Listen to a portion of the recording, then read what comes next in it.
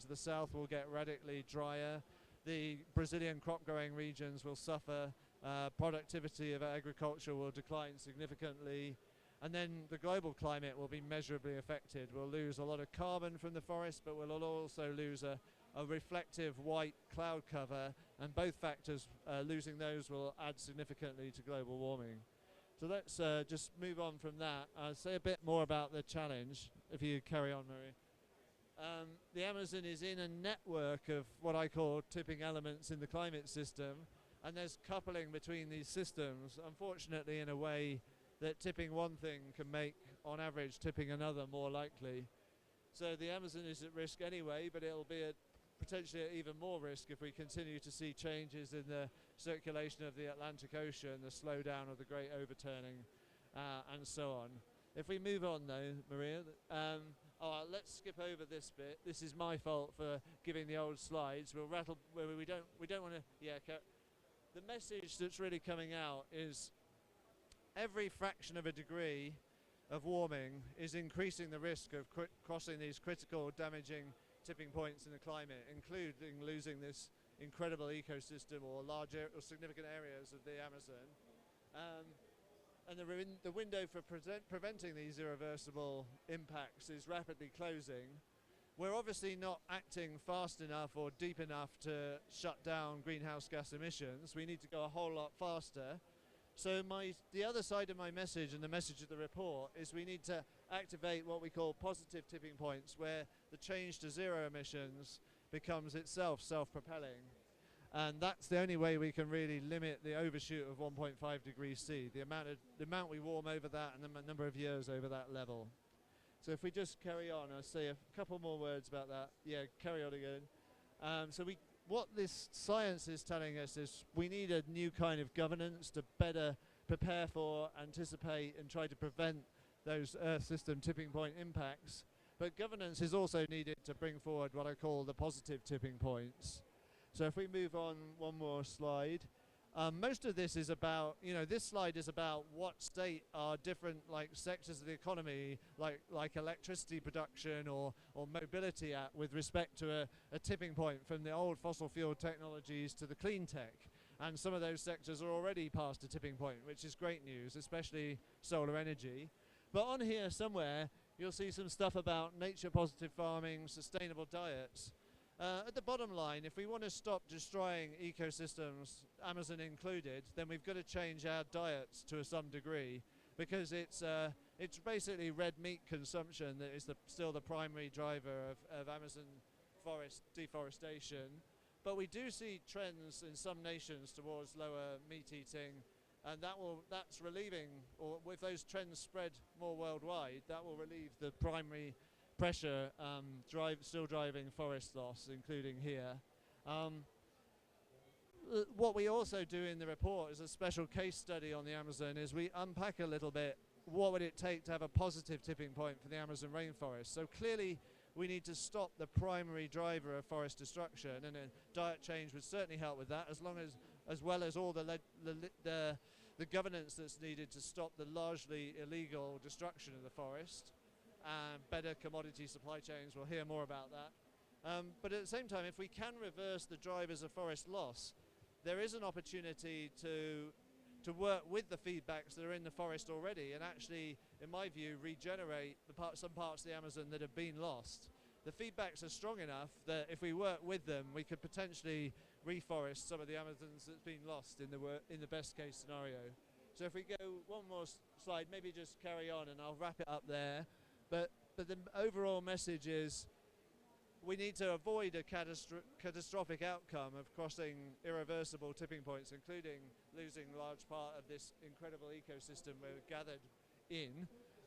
And the only way we're really going to do that is to find and trigger some positive tipping points where we accelerate the change we need to zero emissions, and accelerate the change from destroying nature to regenerating nature.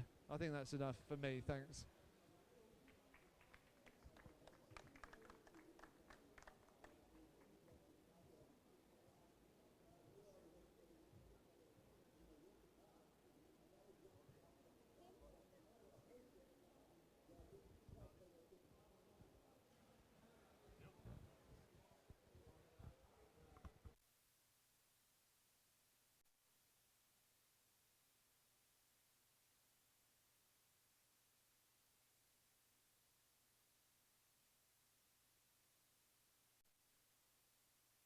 No?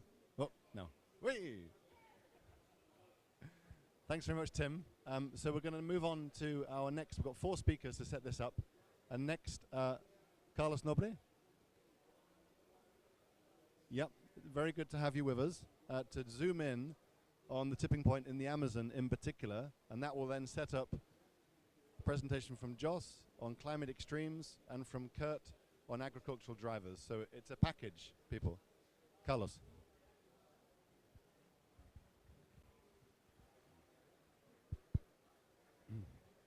Good morning to all. Thank you very much, WWF, for an invitation.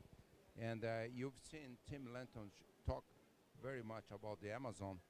I will complement what he brought. And unfortunately, you know, probably he showed the element closest to a tipping point, coral reefs. When the global warming reached 1.5, you know, we may lose all coral reefs next century. But I also think the Amazon is very close to tipping point, perhaps the second, third closest to tipping point. Why? You know, when studies were made only to know how global warming would reach the tipping point of the Amazon, then they said global warming has to be very high, 3.5 degrees. But now we know for sure the main driver of tipping point is deforestation. So many studies show if deforestation reaches 20-25%, now we are at 17-18%, and global warming reaches more than 1.5, 2 degrees, then we cross the tipping point. And unfortunately, this is not something that we are going to see in the future. All of southern Amazon, from the Atlantic to Bolivia in the last few years, even the lowlands in Colombia and Peruvian Amazon, it's very close to the tipping point. Why? Because in 45 years, the dry season is 4 to 5 weeks lengthier. It was 3 to 4 months with rainfall in the dry season. Now it's 4 to 5 months. 20-30% reduction of rainfall, 2 degrees warming, and the recent studies show 74% of that is due to deforestation. The lowlands in the Amazon, all of the Amazon is 17-18%, as I said, but the lowlands is close to 30%. So it's very, very close. That's one area with a tremendous increase of tree mortality. And I study Luciana Gatti from Brazil and myself and others. We are looking since 2010, making a calculation of carbon balance in 4 points in the Amazon: southeast, northeast, northwest, southwest. And then this measurement showed southeastern Amazon, not far from here, southern Pará state, in northern Mato Grosso state, the forest has become a carbon source. As you know, globally, the biomes, including the Amazon forest, removes a lot of carbon dioxide. 1/3 of all carbon dioxide that we emit. In the 1990s, the Amazon was removing 1.5 billion, even in some years, 2 billion tons of carbon dioxide. Now it's much less. So this area is very close to a tipping point. So I'm just saying the Amazon is totally close to a tipping point. And also a study showed the importance of ecosystem services. The recycling of water is so efficient. The Amazon stores more than 150 billion tons of carbon, recycles water. 40% of rainfall depends on water recycling, and also exports tremendous amount, 200,000 cubic meters of water vapor per day to the south of the Amazon. And this feeds 50% of rainfall in the tropical savanna, Cerrado, and also 15% of the rainfall in southeastern Amazon, and 30 up to 40% rainfall in the Atlantic rainforest south, in the south. So I'm just saying, And one calculation made this Amazon transportation, recycling of water affects so well the Brazilian agriculture. This is more than $200 billion a year. Anyway, the Amazon is very close to a tipping point, and if we do not stop global warming, but particularly if we do not stop deforestation, we are going to reach the tipping point before 2050. If that happens, many studies show self-degradation will degrade up to 70% of the Amazon forest. The Amazon only remain near the Andes because rainfall is 3 to 5 meters there, and a little bit here because rainfall is also 3 meters here. Average rainfall in the Amazon 2.2, 2.3 meters. So we are going to lose 70% of the Amazon forest. That by 2100 will release more than 250 billion tons of carbon dioxide. If that happens, impossible to maintain the temperature below 1.5 degrees. We are going to lose the largest biodiversity of the planet. Amazon has known 13% of flora, fauna biodiversity. We're going to lose. Degrading tropical forests brings a tremendous risk of epidemics and pandemics, all tropical forests. In the Amazon, for the first time in 500 years, last year, 2 epidemics started. First time, Mayaro fever, Oropush fever. Oropush fever is transmitted by insect that exists all over Brazil. We have more than 25,000 cases. And so, tremendous risk, including not only epidemics, pandemics. So if we really cross the tipping point, the Amazon, we are going to lose the Amazon, the large biodiversity, all ecosystem services, and also if that happens, the tropical savanna to the south of the Amazon, we also cross the tipping point. Also the tropical savanna, Cerrado, is very close to the tipping point. The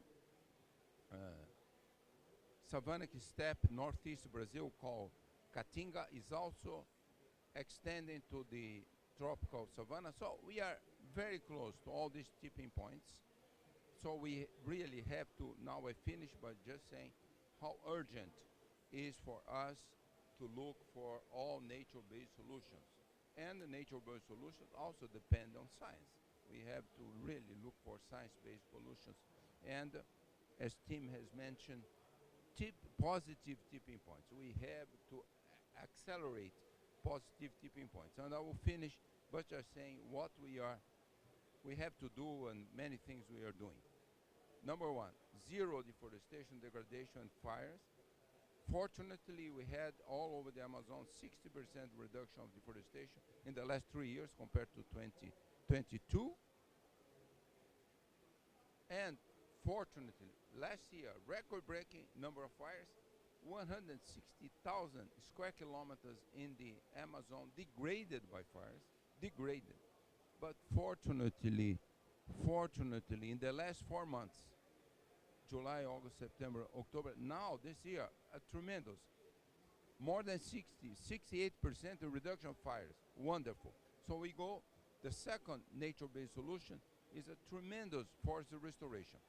It's not only sufficient to avoid tipping point, stopping deforestation. We have in this southern Amazon tremendously to restore, I would say, 1 million square kilometers deforested areas, degraded areas. So we have more than close to 6 million square kilometers deforested, degraded. So we have to restore a minimum of 1 million square kilometers because as the secondary forest grows, recycles water much more efficient, it will not allow the dry season to become lengthier because as soon as dry season reaches 6 months, this is the climate envelope of tropical savanna. Third, we have really to create a new, we call social bioeconomy of healthy standing forests and flowing rivers. Tremendous potential. The Amazon has the highest biodiversity, and the economy of the biodiversity is ridiculously low. We did a study showing all the products with biodiversity is only 1.5% of GDP. One product, meat from livestock, 17%, the main driver. 90% of the first deforestation is due to livestock, to cattle ranches. And so we really have to create this new social bioeconomy. We are developing I don't have much time to say, but we are developing a project called Amazonia 4.0 that to show the potential of bioindustrialization of the products, also merging with the indigenous knowledge, local communities knowledge, and also we are also trying to, we are going to have a session in the Planetary Science Pavilion about the Amazon Institute of Technology. We want to create in the Amazon, Pan-Amazonia, a very high-level Institute of Technology. Last, science-based and nature-based solutions. The indigenous science-based, there is value in the indigenous knowledge. Indigenous arrived 14,000 years here in the Amazon. They used more than 2,300 products, 1,500 medicinal plants, 250 fruits, 350 vegetable oils. Always they maintain the forest. They domesticate hundreds, particularly do not, we men don't be upset, but the indigenous scientists were women. They domesticate hundreds of products, develop the so-called agroforest products. So anyway, we really have to also to bring to value the knowledge of all the indigenous people. So we have to do that immediately, and we can do it. So let's all work together, the science, all of our scientists, but also the financial sector in the world, the governments, that Brazil has that policy, other Amazonian countries like Colombia also have that policy. So let's hope we will succeed to save the Amazon. Thank you.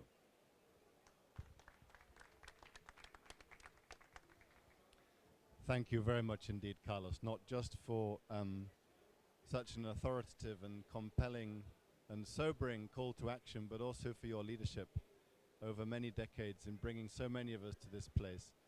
So what we've had is a big picture on the threat, the risk, and the reality of tipping points from Tim, bringing us to the Amazon from Carlos. And now we're going to dive a bit deeper to look at regionalized impacts on climate and on agriculture with Jos and Kurt. And we will still have some time. What does this all mean?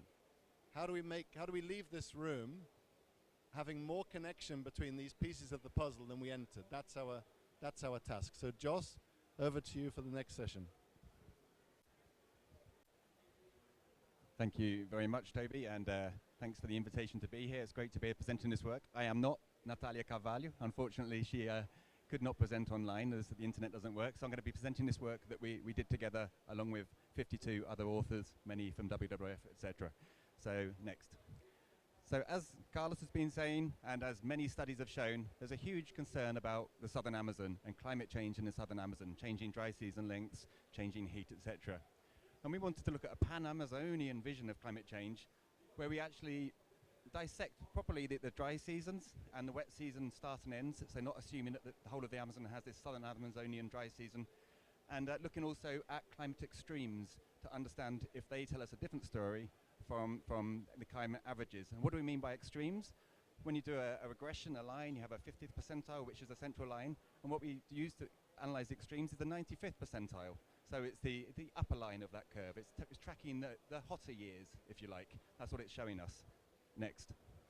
So when we look at the average change in climate across the Amazon over the last 43 years, we see a very familiar picture of climate change in mostly towards the southern Amazon. Next.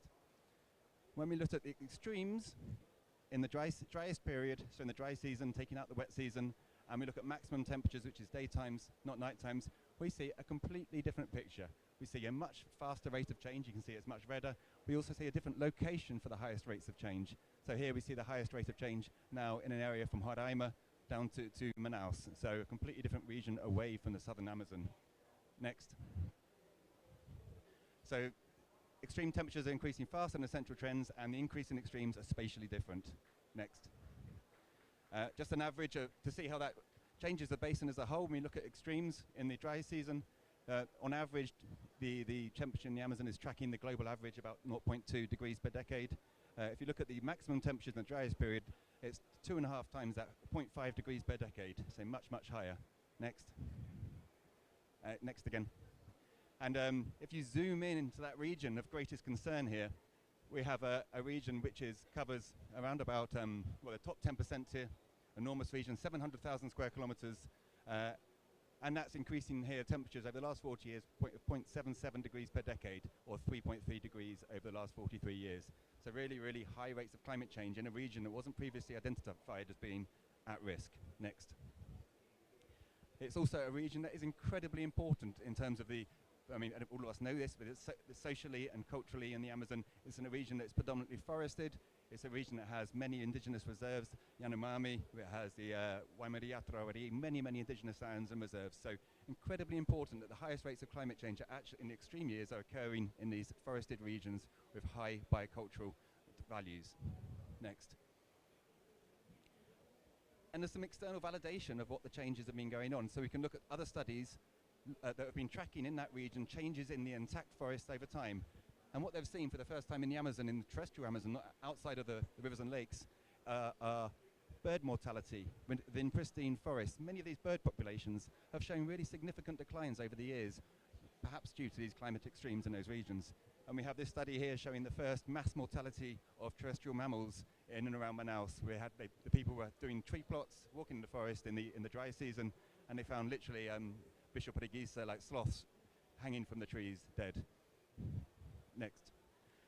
Other evidence of changes, that recent study showing the increases in lake temperatures, but more specifically for the region of interest that coincides is the loss of surface waters in the northern Amazon as well, coinciding exactly with the changes in the highest rate of change in these extreme values. Next.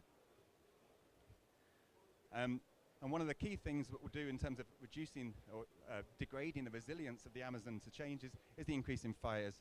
Roraima has always been a focus of mega incendios, mega fires in the Amazon, and we saw the greatest in recent years, huge mega fires across Roraima. But we've also seen huge fires in areas such as Jaú National Park, 99.9% forest cover, small human populations, yet it was burning. So this is very different from the story in the southern Amazon and the deforested landscapes. And we have here this photo. It's actually Hondonia, but this is an area of restoration, huge investment of time and money, lots of species planted, multi-species, and it caught fire. So the very solutions we need to change the Amazon have been undermined by fire in these systems. Next. And another evidence of the impact of these climate extremes is on the forests, the Amazon flooded forests. This is work being led by Erika Beringer, who's in the audience here, and Natalia Carvalho as well. And they show that the flooded forests are burning at unprecedented rates in 2023 and 2024 dry seasons. More than 500,000 hectares of flooded forest burned where extreme temperatures had increased by over 3 degrees. So the greatest rate of burning is in the area we identified as having these increase in extremes. Next. And of course, it doesn't just stay within the forested areas. We've also seen in recent years really high levels of air pollution in Manaus. People considering moving away from Manaus just because life there is so unpleasant within the dry season. This is going to degrade the development potential of the whole region. Next. So take-home messages. Extreme temperatures are rising much faster than the central trends. Most affected areas are far from the arc of deforestation. These are threatening both biodiversity, forest, society, and we really need to, it requires much more than just curbing deforestation. The largest emitters need to reduce their greenhouse gas emissions because they're the ones that are driving this. This is very far away from the footprint of deforestation, which is causing local temperature increases. Okay, thank you. Next.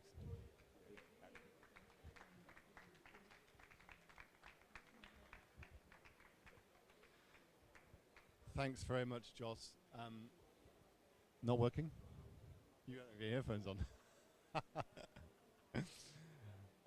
I mean, yet another demonstration of quite how compelling the call to action is. And if there's one thing that jumps out from Joss's presentation is there's no cause for complacency in forests far from the deforestation frontier, which is often a lazy assumption that too many of us may have. And the image of dead sloths hanging from trees in places far from the deforestation frontier is what's going to stick in my mind.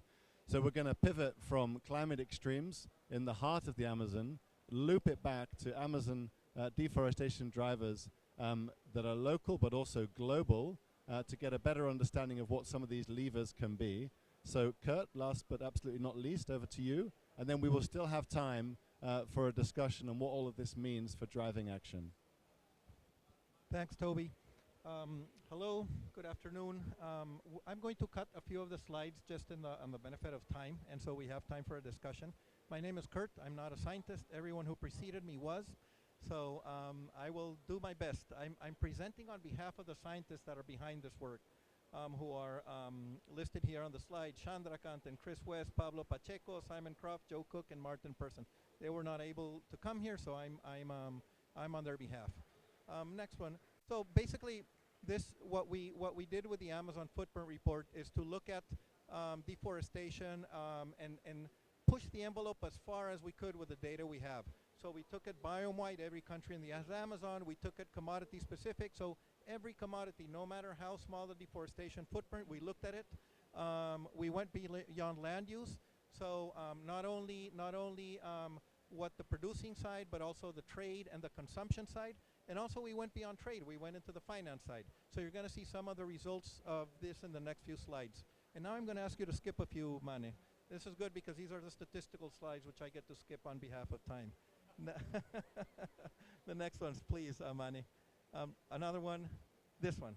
So one of the things what did we find out? You can read the methods in the paper. These are some of the things we found out. When we looked at every country, we looked at Guyana, we looked at French Guyana, we looked at Bolivia, Peru, all the countries. One of the things you notice that deforestation is very dynamic and very different, no? So look at Peru, for example. If you see purple on that graph, on that slide, purple means it's cattle. If you see brown, it's crops, no? So pastures or crops, no? Peru had a deforestation generated by pastures until about 2015, 2016, and then crops took over, no? The deforestation rate even went higher, but now crops are the biggest problem in Peru. Colombia, very different. Crops added to pastures. No, pastures continue being a problem, but crops are on top of that problem. And Brazil, fairly consistent over the years. No, so every country you look at is very different. It's not one Amazon deforestation problem. It's many deforestation problems in the Amazon. The next one, Mane. They vary by regions. We took this analysis at the sub-national level, so every unit in that is a state of Brazil, of Peru, or Colombia. If you see pink on that, it's what's driving deforestation growth is pastures. If you see blue on there, it's crops. If you see purple, it's both. No, and if you see nothing, the deforestation rate is fairly stable. Nothing's it's not growing or it's coming down. The next one, please. Skip this one. Thank you. And this is one that looks at trade. So here we tried to put everything that happens with trade into one graph, okay? And what's colored blue is pastures, what's colored red is, sorry, what's colored blue is domestic, what's colored red is regional, and what's colored gray is international. So there's a lot of domestic consumption, domestic trade, things being produced and consumed within the country, in all of our countries. There's a lot of international trade, things moving from the Amazon to outside of the Amazon, and there's some regional trade, things moving from Bolivia to Colombia and from Colombia to Peru. And then you see these bars here represent the commodity. So you have cattle, the big one, but then you'll have a bunch that are more or less the same size. Soybean, maize, sorghum, rice, and then you're getting into smaller ones like cocoa, cassava, and oil palm. No? So this captures the whole dynamic of trade in the Amazon. It's really is a graph to peer at. And then on the right side, you have the countries where it's being traded to. Some of these are Amazonian countries, but you also have countries like Paraguay or Japan or the European Union come up in this graph, okay? And the next one, please. Amazon deforestation and global supply chains. This is an interesting one because we're looking, on purpose we put these two commodities here. We're looking at the consumption within the Amazon for these commodities. One is soya and the other one is maize. Now, I really like the maize one because if you look at the circles on the maize one, the maize is here on the right. The circles that are the largest are in tens of thousands of hectares. And the circles that are the smallest are in hundreds of hectares. So the large circles mean that in those states, the consumption of maize is generating tens of thousands of hectares of deforestation. So I like that one because Peru, well, it's not good news for Peru, but felt very natural to me. It felt, I could see it happening because in the states of Loreto, San Martin, and Madre de Dios in Peru, which have these big circles, there's a lot of corn being consumed locally because Peruvians love to eat fried chicken. No, fried chicken requires corn, so corn is going to go to that chicken, and so this is stuff happening within hundreds of kilometers between the production and the consumption center with corn, no, and generating tens of thousands of hectares of deforestation. There's hidden stories of deforestation in the Amazon. And now to the next one, Mane, and I think I'm going to finish here. I'm going to skip this slide for the benefit of time, skip this one. Again, in conclusion, markets are important, markets are international, they're national, and they're regional. The deforestation drivers are very dynamic. One stops, the other one is born. No, when one stops, another one comes up. Targeted policies are needed. So if you're targeting deforestation in Loreto, it's very different than targeting deforestation in Pará. You really need to work at the international, the national, and the subnational level. And finally, well, as usual, you can always get more data and improve on the data quality. And the final slide is a positive slide that has to do with Brazil. Please, the next one, Mane.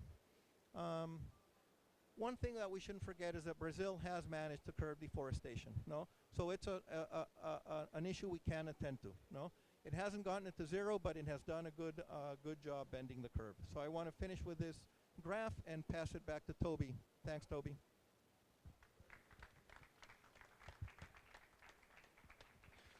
Thanks very much indeed, Kurt. We've got 15 minutes, so let's stay up here, please, Kurt. And Jos and Carlos and Tim, the stage isn't very high, so maybe we should just stand up. Yeah, I think it's better, so then people at the back can see. In the last 40 minutes, that was an incredible distillation of an astonishing amount of science. Globally tipping points, Amazonian tipping points, climate extremes and deforestation drivers. That's an incredible amount, and it's not just 4 papers here. This is hundreds, if not thousands, of studies condensed into 40 minutes. And it gives us a very compelling and powerful evidence base. But I want to kick us off. Well, actually, I'm going to invert the question. I know Tim has to rush off to speak to the world's media about tipping points. So I'm going to kick us off with a question just to Tim to start with on optimism and hope. So a lot of us will look at that. Most of what we just heard was pretty depressing. It's incredibly sobering, and you're left with the risk of feeling apathetic. What can we do in the face of so much negative change? But we can obviously do a lot, and we've heard snippets of hope and optimism. So my question to you, Tim, and then I'll follow this with the rest of the panel, is not naive or complacent hope, that is the kind that is very lazy and irresponsible. We hope the future will be better than today. But conditional hope. We set a target and we say, we're going to get there, it's ambitious, and this is how. These are the conditions as to how we get there. So Tim, maybe you could unpack a little in the few minutes you've got on this idea of positive tipping points. Let's drill in. What are some of the ones that we can really rely on more, and why?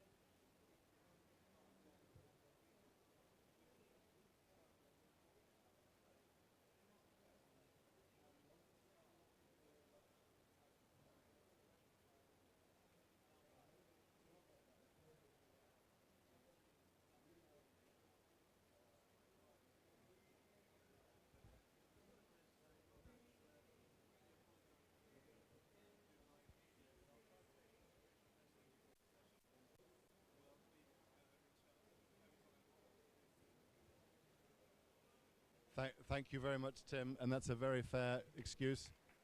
Take the message from all of us. Let's keep it coming along here, and I'm just going to stay on this one question because we've only got 10 minutes left. And Kurt, let's bring it to you, because from the big picture to the more local, you talked about hidden stories of deforestation, and you're probably the most rooted, amongst the most rooted kind of players, certainly on the panel, in leading projects on the ground. Maybe you could tell us something about hidden stories of hope and optimism, and why, and if you can, why they can be catalyzed. How can they be catalyzed by this incredible evidence base that we've just seen?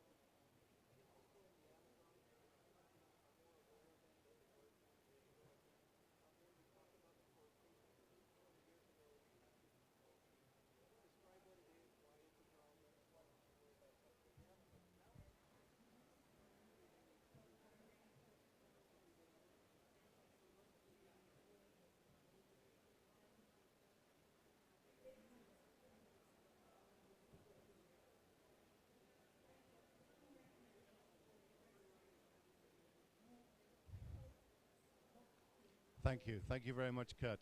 I'm going to pivot, Carlos, if I may, I'm going to pivot to Jos first and then leave you to the final remarks. And Maria is going to close our session, so just rapid fire. But I'm going to drill in to what I know is both of your specialities. Rather than thinking about optimism and hope more broadly, maybe Jos, in your case, you've worked for decades on fire.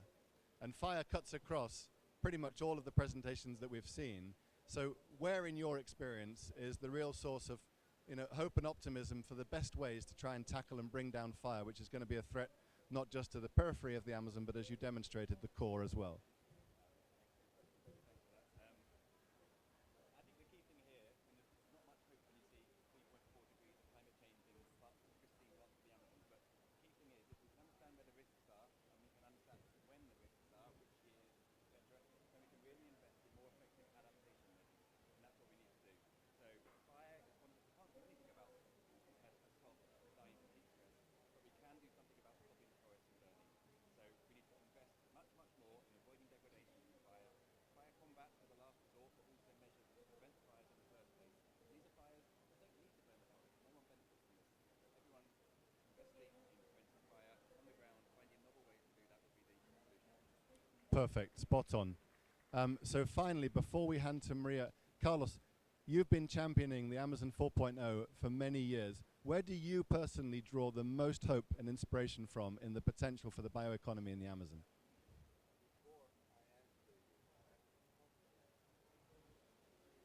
Briefly, if you could.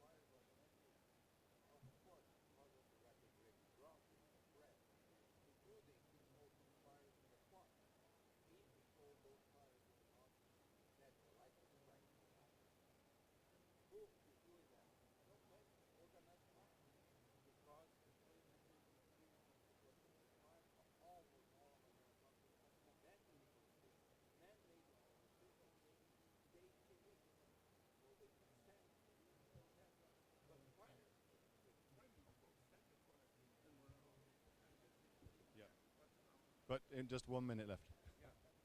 Hope, hope.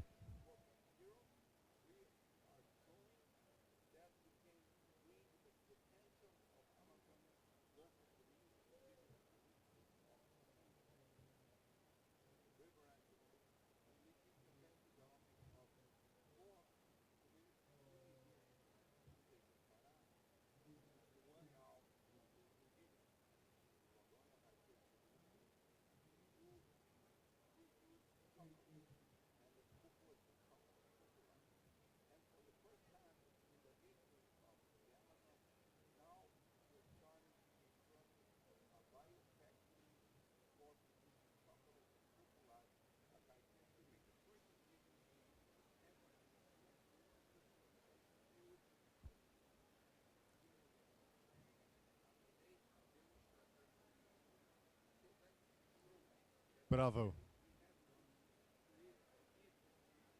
Yeah, yeah. Thank you, Carlos. There's nothing better to end on before we close with Maria. There's nothing more paraense than cupuaçu chocolate, I think. So thank you for that. And Maria, great pleasure to leave it to you to close the session. Thank you so much. It's so difficult to wrap up this session because we had a wonderful panel and very insightful ideas. And I think it's thought for food, food for thought. And it's important that we keep in mind something that Carlos mentioned, the governance model. We need a new one. And we need to think together what we can bring to the table in order to find out solutions for the Amazon. So we already know the problems are there.